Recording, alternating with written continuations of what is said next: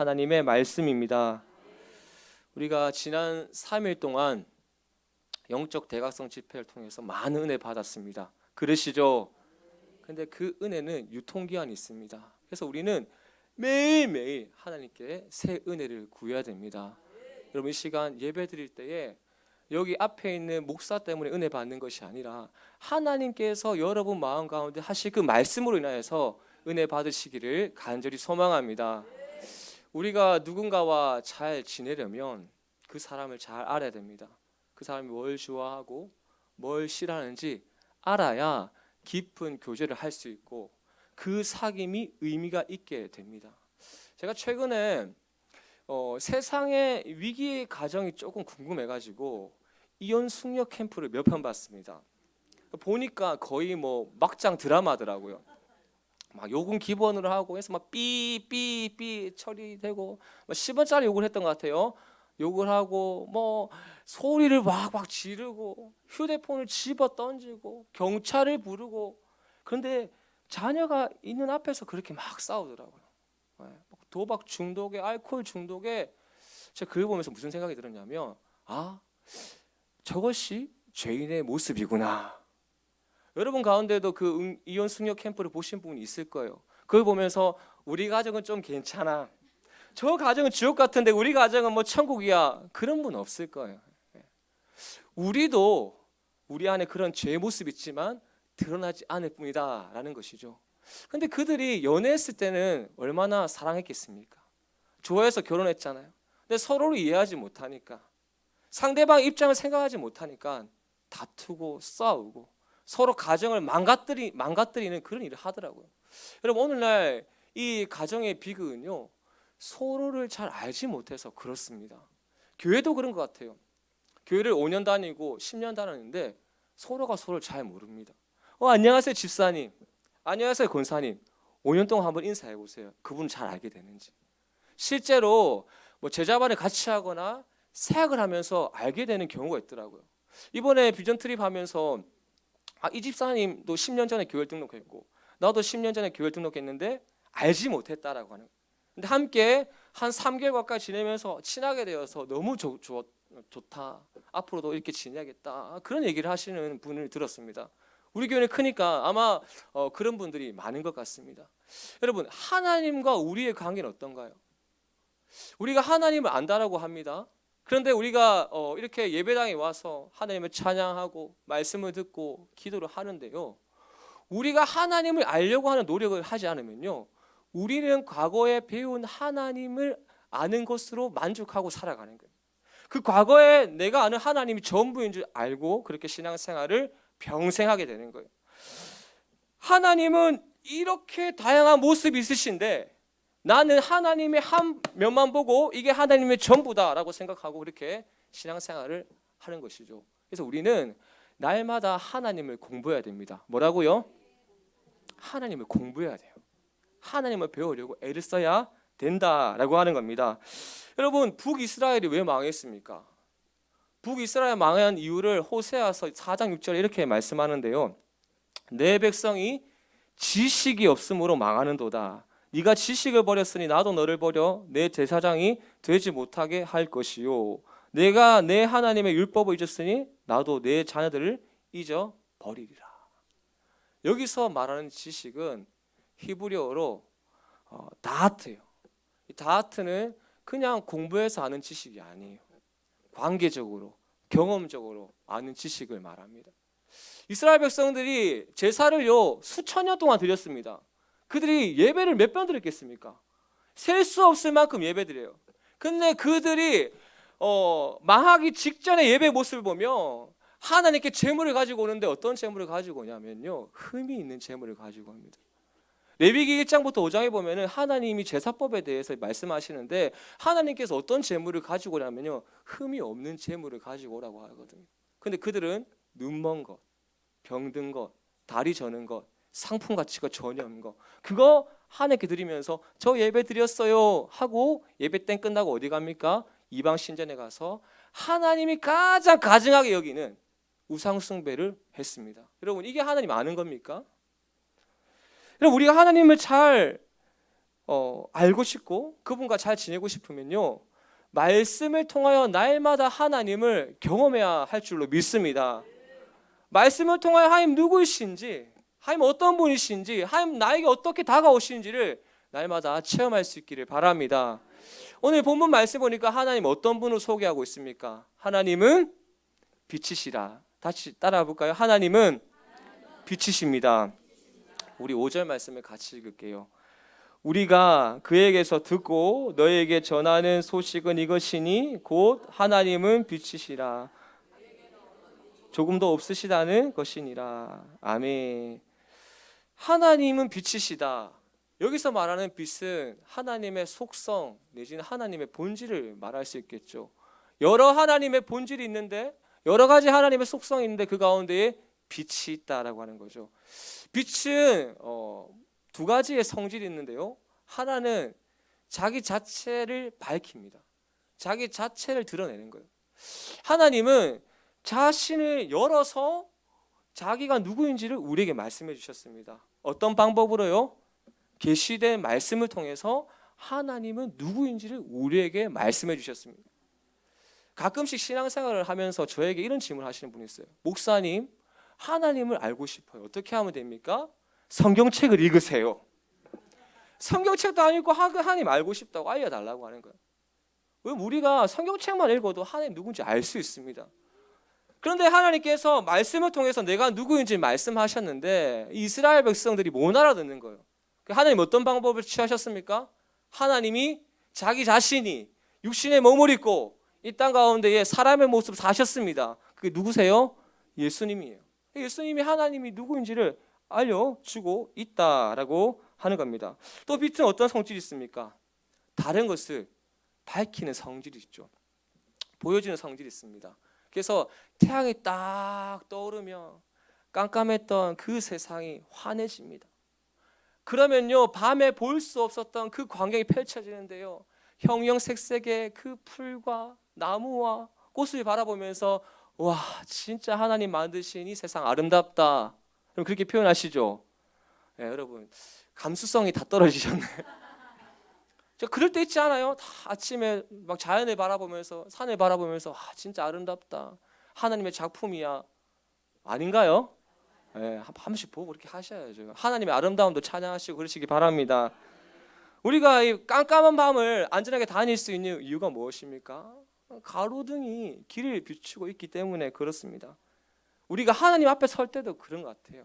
우리가 하나님 앞에 딱 서면요, 하나님께서 정말 우리 안에 있는 죄를 다 보여주게 해주셔가지고 우리의 수치심이 드러나고 우리의 연약함이 드러나고 회개할 수밖에 없잖아요. 제가 고등부 사역을 할 때였습니다. 찬양 인도를 하는 여자 청년이 있었는데요, 갑자기 어느 날 저에게 전도사님 상담을 좀 하자고 이렇게 얘기하는 거예요. 여러분, 우리 사역자들은 뭔가 얘기하자고 하면요, 느낌이 딱 옵니다. 얘가 좋은 얘기를 할지 아니면 조금 심각한 얘기를 할지. 근데 이게 그 말을 딱 듣는 순간 별로 좋은 얘기는 아니겠구나 라는 걸 직감했습니다. 그래서 이제 앉아가지고 둘이서 막 얘기를 나누는데 그 친구가 피아노 전공생이었거든요. 다 그런 건 아니지만 그 친구 말에 의하면 음대생들이 음주 가무를 좀 즐긴대요. 술 먹고 노래 부르고 노는 걸 좋아하는데, 근데 이 친구가 이제 학교에 있을 때는 그 친구들하고 막 어울려서 술도 마시고 놀다가 주일날 되면 뭐 해야 돼요? 고등학생들 앞에서 찬양 인도를 해야 되는 거예요. 근데 그 죄책감이 계속 커지는 거예요. 점점. 난 평일날 죄 짓고 사는데 애들 앞에서 거룩한 척하면서 기쁜 척하면서 찬양하는 게 너무 힘들어가지고 저한테 솔직하게 다 털어놓는 거예요. 제가 그 친구한테 이렇게 얘기했습니다. 누구야? 너나 나나 하나님 앞에서 벌거벗은 존재야. 우리 하나님 앞에서 감출 수 있는 게 아무것도 없어 라고 얘기했습니다. 그 친구가 그게 뭔지 알더라고요. 깨닫더라고요. 그러면서 제가 그랬습니다. 너의 평일의 삶의 예배가 주일로 이어졌으면 좋겠다. 그러면서 같이 막 울면서 기도하고 그렇게 했습니다. 그리고 시간 날 때마다 삶을 나누고 계속 기도했습니다. 이 친구가 감사하게도 얼마 후에 술을 끊고요, 정말 하나님 앞에서 열심히 찬양했습니다. 그러다가 몇 달 뒤에 저한테 그런 말을 하더라고요. 전도사님, 제가 찬양 사역자가 되고 싶은데 제가 될 수 있을까요? 야, 너 할 수 있어, 할 수 있어요. 전 실력도 없는데 괜찮을까요? 할 수 있어, 할 수 있어. 그렇게 했어요. 진짜 이 친구가 장신대 교회 음악학과에 진학을 하고 서울에 누구 이름만 대면 알만한 그 교회에서 찬양 사역을 했습니다. 이 친구를 변화시킨 그 원인이 어디에 있습니까? 내가 하나님 앞에서는 정말 아무것도 감출 수 없는 존재이구나라는 것을 깨달았을 때입니다. 여러분, 하나님은 빛이세요. 그래서 어둠과 함께 할 수 없습니다. 하나님은 거룩하시고요. 거룩하지 않은 것을 하나님은 거부하십니다. 그래서 하나님은 우리가 하나님께 나올 때 요구하는 것이 있죠. 내가 거룩하니 너희도 거룩하다라고 하는 거예요. 출애굽기 3장에 보면 양치던 모세가 조금 이상한 걸 봅니다. 떨기나무에 불이 붙었어요. 그러면은 보통 나무가 타가지고 없어져야 되는데 이 나무는 없어지지 않아. 뭐지? 신기해서 가까이 갔습니다. 근데 갑자기 하나님의 음성이 들려오는 거예요. 그때 하나님이 뭐라고 말씀하세요? 모세야, 네가 선 곳은 거룩한 땅이니 내 발에 있는 신을 벗어라 라고 하는 거예요. 네가 선 곳은 거룩한 곳이기 때문에 너가 거룩한 모습으로 서야 돼 라고 말씀하는 거예요. 동일하게 우리가 하나님께 나아갈 때에는 우리가 거룩한 모습으로 주님께 나아가야 하나님과 교제할 수 있다라고 하는 겁니다. 여러분 살아가면서 언제 행복을 느낍니까? 행복해. 언제 그런 행복감을 느낍니까? 여러분 무언가 먹고 싶은 거, 드시고 싶은 것을 먹으면서 행복해 라고 할 수 있어요. 근데 그걸 많이 먹으면요, 처음에 행복해 하다가 이거 살 어떻게 빼지 그 생각하잖아요.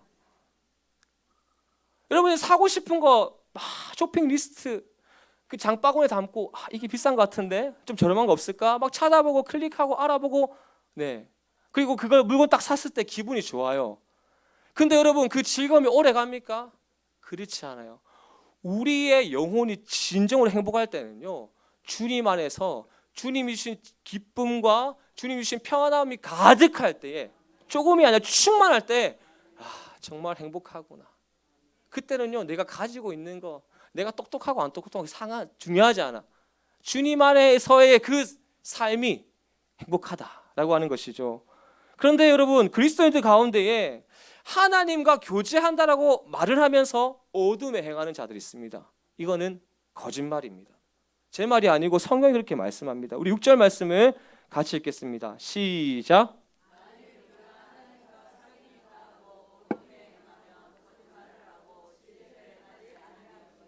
아멘. 사도 요한이 요한일서 쓸 당시에 영지주의 사상이 가득했습니다. 제가 지난번에 영지주의에 대해서 한번 말씀해 드렸는데 까먹으셨죠? 괜찮습니다. 네. 우리는 망각의 은사가 있잖아요. 네. 영지주의가 뭡니까? 영은 선하고 육은 악하다라고 하면서 영과 육을 이분법적으로 구분해서 생각하는 거죠. 그래서 이들이 주장한 건 뭐냐면, 육체로 아무리 죄를 지어도 영은 거룩하기 때문에 아무런 영향을 주지 못한다라고 하는 거예요. 잘못된 생각이죠. 이러한 사상들이 초대교회에 가득하니까 초대교회 지도자들이 교회를 지키기 위해서 함께 모여서 만든 신앙 고백문이 뭐예요? 우리가 매주 고백하는 사도신경인 거예요. 그래서 이 사도신경을 고백하는 교회는 정통교회이고 건강한 교회다라고 하는 겁니다. 그런데 이 영지주의 사상이 굉장히 매력적이었거든요. 인간은 늘 죄 때문에 고민합니다. 죄 때문에 아파합니다. 죄 때문에 고통스러워합니다. 그런데 죄를 지어도 우리의 영에 아무런 지장을 주지 않아요. 얼마나 매력적으로 다가옵니까? 그래서 많은 초대교회 성도들이 이 영지주의에 빠져가지고 어려움을 겪고 그렇게 했습니다. 여러분, 요한이 편지 쓸 때에도 죄를 심각하게 생각하지 않으니까 이 성도들이 어떻게 생활하냐면 신앙생활 따로 사회생활 따로 그렇게 구분해서 살았어요. 죄를 범해도 눈물을 흘리면서 막 탄식하고, 하나님 제가 죄를 지었습니다. 나의 죄를 용서해 주세요. 그렇게 하지 않아요. 그냥 죄를 지었네 하고 그냥 신앙생활 하는 겁니다. 내 몸이 죄를 지은 거지 내 영이 죄를 지은 건 아니잖아. 그렇게 생각했던 거죠. 얼마나 무서운 생각입니까? 양심이 제대로 작동을 하지 않아요.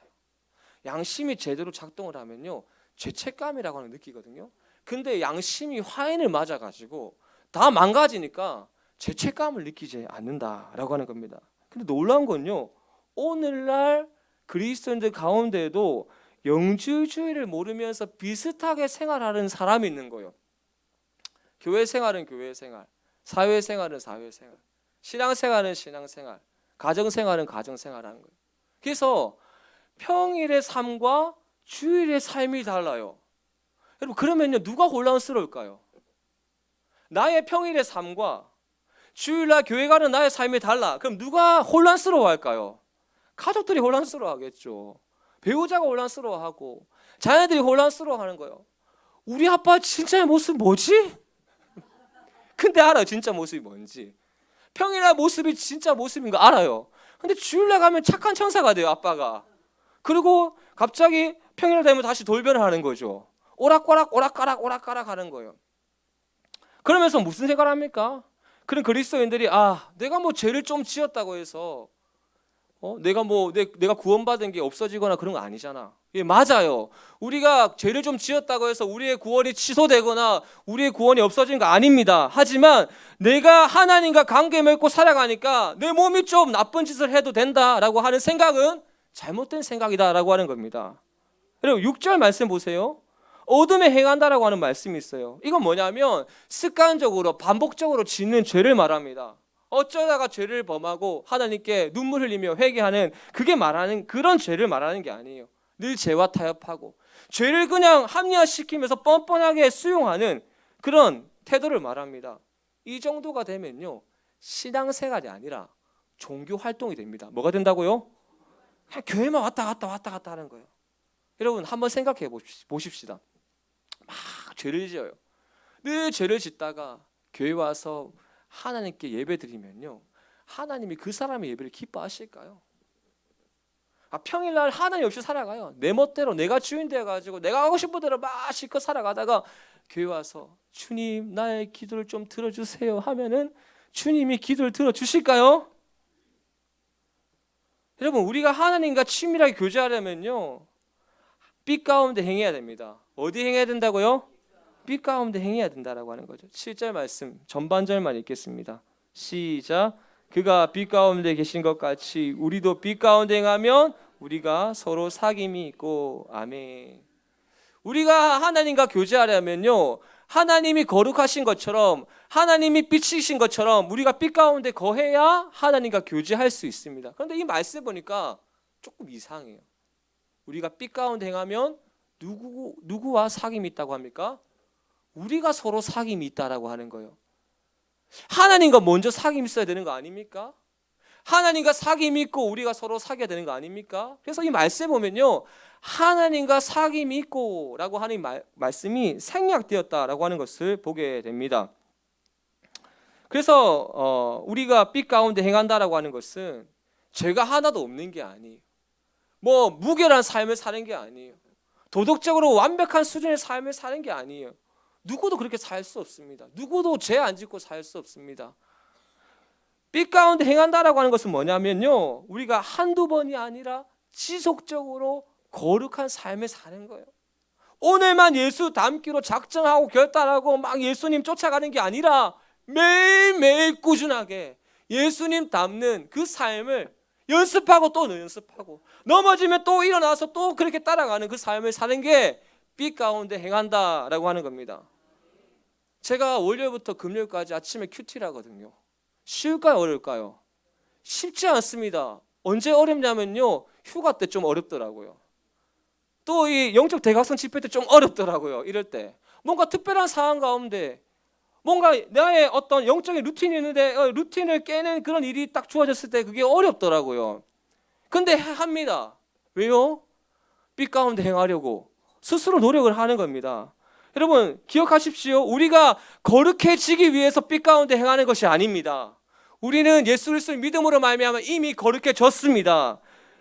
우리는 거룩한 삶을 살려고 거룩하게 행하는 것이 아니라 우리가 주님과 교제하기 위해서 거룩한 삶을 사는 거예요. 우리가 주님의 자녀이기 때문에 우리는 거룩한 삶을 사는 겁니다. 빛 가운데 행하는 것인 줄로 믿습니다. 중요한 사실은 내 삶이 하나님 보시기에 깨끗하지 않으면 하나님과 나의 관계는 늘 제자리다라고 하는 거죠. 러닝머신 하신 분 뭐 다 아실 거예요. 러닝머신 뭐 5km를 뛰어도 10km를 뛰어도 20km를 뛰어도 제자리입니다. 항상 그 자리예요. 그런 거예요. 우리가 깨끗하지 않고 늘 교회 왔다 갔다 하면요, 하나님과의 거리는 늘 그 상태, 신앙이 그 상태, 어린아이였으면 그 어린아이의 상태, 그 상태로 우리가 주님과 교제하게 된다라고 하는 거예요. 하나님을 습관적으로 예배드리고 교회 봉사도 습관적으로 하는 거예요. 저 권사님이 하자니까 하는 거죠. 사람들 눈치 보이니까 하는 거예요. 체면 때문에 하는 거예요. 그런 사람을 하나님 마음에 들어 하실까?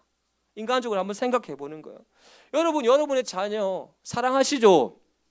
끔찍히도 귀하게 의시잖아요. 자녀가 아프면 막 마음이 찢어집니다. 맴짓. 너무 힘들어요, 자녀가. 하나님, 차라리 내가 아팠으면 좋겠습니다. 그 정도로 자녀를 사랑해요. 근데 여러분이 사랑하는 그 자녀가 매일 사고를 친다고 생각을 해보세요. 매일 문제를 일으키고 선생님이 연락이 옵니다, 학교에서. 하준이 아버님 학교에 좀 오셔야겠는데요. 또 가요. 그러면은 하준이가 누가 싸웠대요. 여러분, 아닙니다. 예를 들어서 오해하실까 봐. 우리 하준이는 굉장히 모범적인 친구입니다. 이번에 반장이 되십니다. 예. 네, 오해하실까 봐. 그러면은 그 자녀가 신경 쓰이잖아요. 맨날 뭐 돈 달라 하고 막 그렇게 하면은 그 자녀와 잘 지낼 수 있습니까? 잘 지내기 어렵다라고 하는 거예요. 하나님과의 관계도 마찬가지예요. 우리가 하나님의 마음에 들지 않는 행동을 하면요, 하나님과 잘 지내기 어렵다라고 하는 거예요. 늘 죄를 짓고 죄 가운데 살아가는 사람의 그 기도는요, 죄 때문에 하나님께 나아갈 수 없다라고 하는 거예요. 막히는 거예요. 시편 66편 18절 말씀에 내가 나의 마음을 죄악에 품었더라면 주께서 듣지 아니하시리라. 그래서 우리가 기도 응답 받으려면 먼저 하나님 앞에 거룩한 삶을 살아야 되는 거예요. 그게 첫 번째예요. 요한일서 3장 21절과 22절에도 이렇게 말씀합니다. 사랑하는 자들아, 만일 우리의 마음이 우리를 책망할 것이 없으면 하나님 앞에서 담대함을 얻고 무엇이든지 구하는 바를 그에게서 받나니 이는 우리가 그의 계명을 지키고 그 앞에서 기뻐하는 것을 행함이라. 아멘. 어떤 사람이 기도응답 받는다고 말씀합니까? 책망할 것이 없는 사람, 하나님 앞에서 정결하게 살아가는 사람, 그 사람이 구하는 것을 받을 수 있다라고 하는 겁니다. 자, 그래서 우리는 내가 어떻게 살아가는 것이 하나님과의 관계를 더욱더 아름답게 할 수 있는지를 생각을 해야 되는 거예요. 내가 어떻게 살아가는 것이 하나님의 사랑을 더 받을 수 있는 삶인가를 한번 생각해 봐야 된다는 거예요. 아니, 하나님과 아무런 인격적인 교제가 이루어지지 않는데 어떻게 하나님의 사랑을 느낄 수 있습니까? 그럴 수 없다라고 하는 거예요. 그래서 우리는 날마다 빛 가운데에 거하며 살아가야 됩니다. 이것이 하나님이 누구인지를 아는 자의 삶인 것입니다. 자, 그렇게 우리가 하나님과 친밀하게 교제할 때에 우리의 삶에 나타나는 일이 무엇입니까? 그것은 우리를 정결하게 하시는 그 하나님의 은혜를 경험하게 되는 것입니다. 우리 7절 말씀을 같이 읽겠습니다. 그가 빛 가운데 계신 것 같이 우리도 빛 가운데 행하면 우리가 서로 사귐이 있고 그 아들 예수의 피가 우리를 모든 죄에서 깨끗하게 하실 것이요. 아멘. 9절에도 비슷한 말씀 하는데요. 우리 9절 말씀도 한번 읽겠습니다.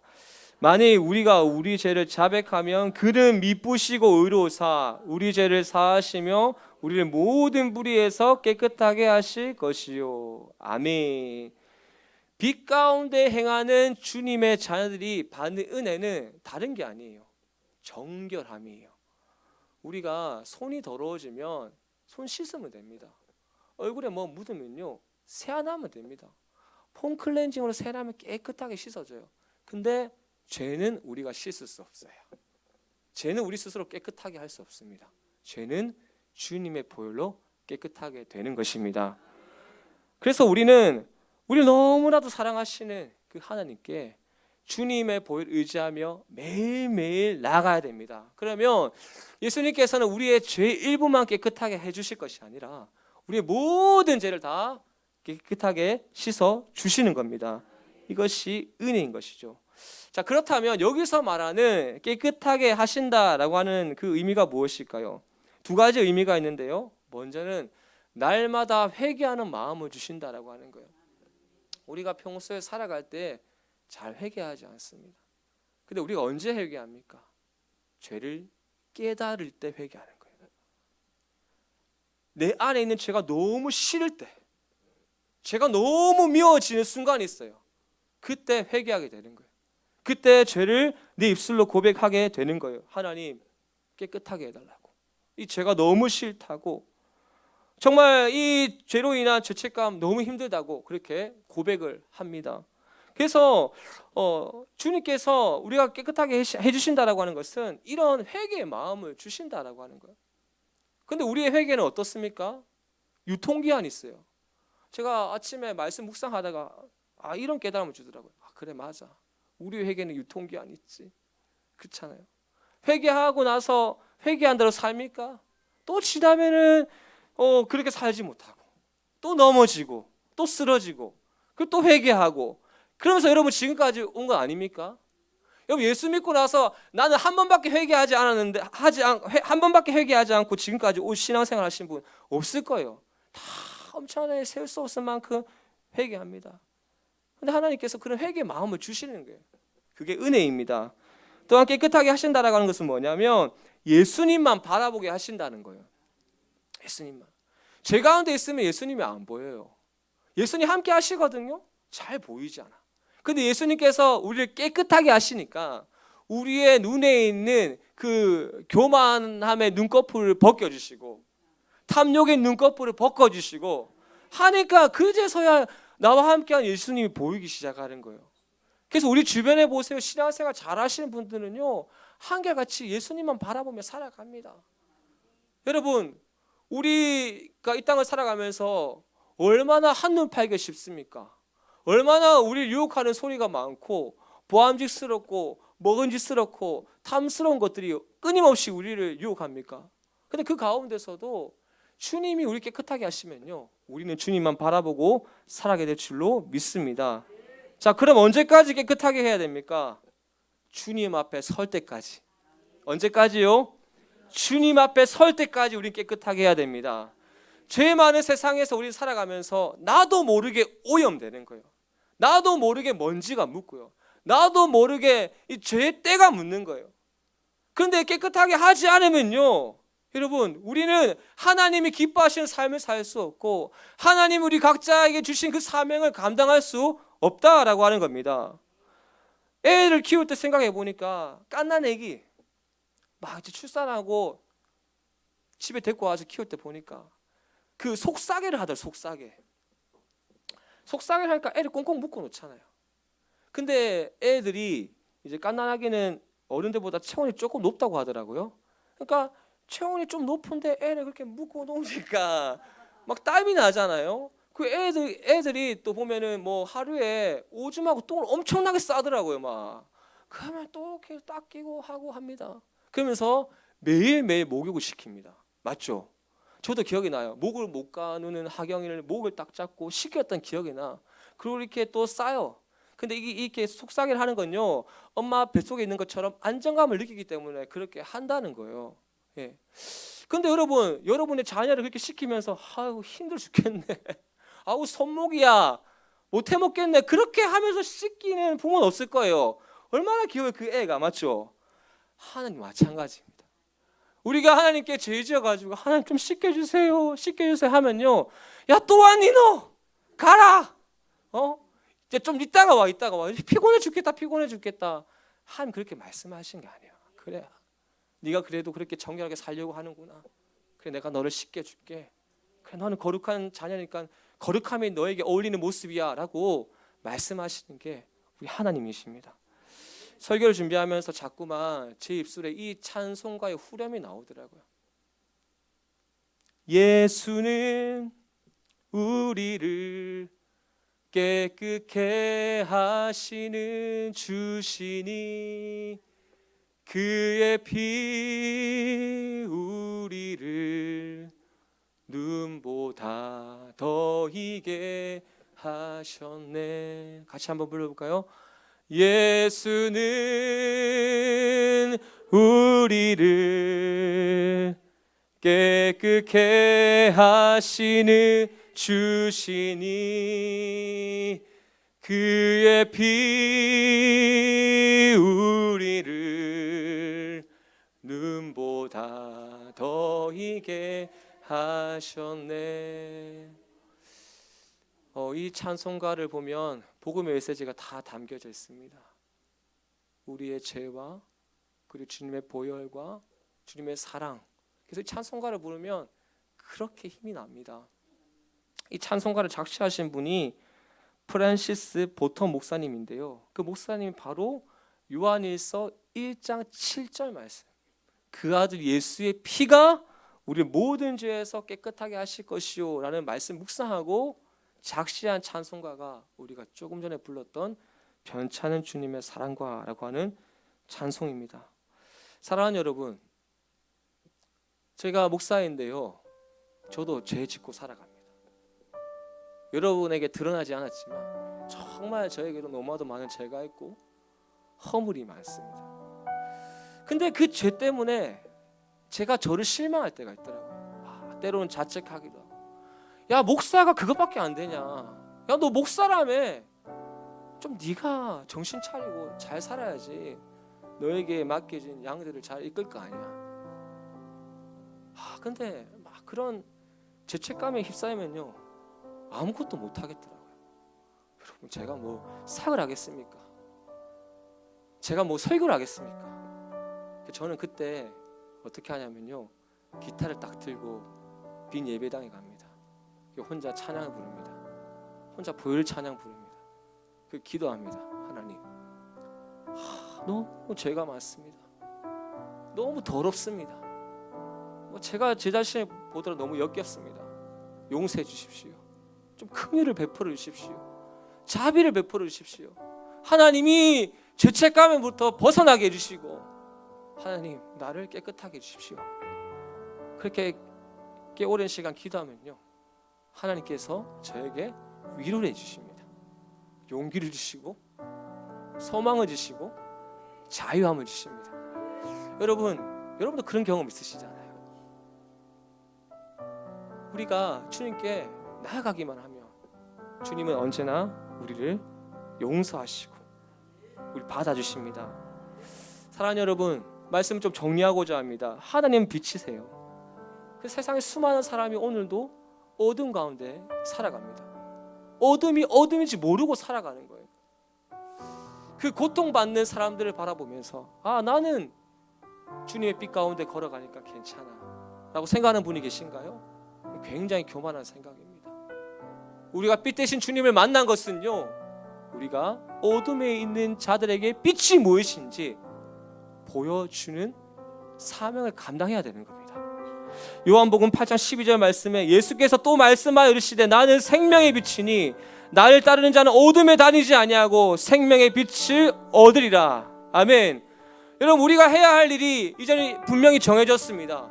우리는 그 주님의 빛을 세상 가운데 전해야 됩니다. 생명의 빛을 비치는 것이 우리가 이 땅 가운데에 주님이 부르실 때까지 감당해야 할 사명입니다. 여러분, 우리가 주님 안에 거할 때에 우리 안에 있는 모든 어둠은 사라질 것이고요, 우리 안에 절망은 떠나갈 것이고요, 우리 안에 고통은 떠나갈 것이고요, 우리 안에 생명과 평화와 정의와 소망이 가득 넘칠 줄로 믿습니다. 여러분, 오늘 주신 이 말씀을 가지고 함께 찬양하며 기도하기를 소망합니다.